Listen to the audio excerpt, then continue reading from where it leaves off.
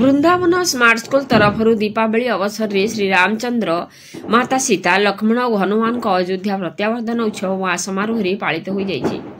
ଭବାନୀପାଟଣା ସ୍ଥିତ ସ୍ଥାନୀୟ ମଙ୍ଗଳା ମନ୍ଦିର ପଡ଼ାର ଉପରପଡ଼ାଠାରୁ ବୃନ୍ଦାବନ ସ୍ମାର୍ଟ ସ୍କୁଲ ପର୍ଯ୍ୟନ୍ତ ଏକ ଶୋଭାଯାତ୍ରାରେ ଆୟୋଜନ କରାଯାଇଥିଲା।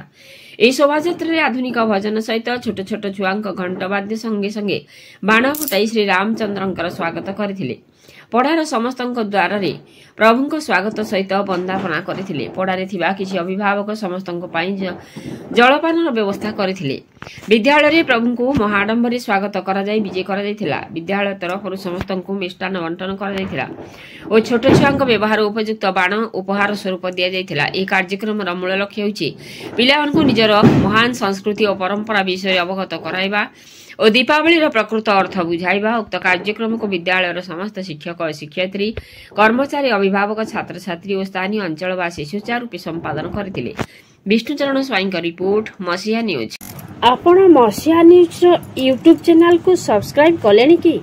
ଯଦି କରିନାହାନ୍ତି ଏବେ କରିନିଅନ୍ତୁ। ଏହାସହ ମସିହା ନ୍ୟୁଜ୍ର ଫେସବୁକ୍ ପେଜ୍କୁ ଓ ଟ୍ୱିଟରକୁ ଫଲୋ କରନ୍ତୁ। ତା ସହ ମସିହା ନ୍ୟୁଜ୍ର ଏପ୍ ଆସିଗଲାଣି। ନିଜ ମୋବାଇଲରୁ ପ୍ଲେ ଷ୍ଟୋରରୁ ଡାଉନଲୋଡ୍ କରିନିଅନ୍ତୁ। ଜୟ ଜଗନ୍ନାଥ।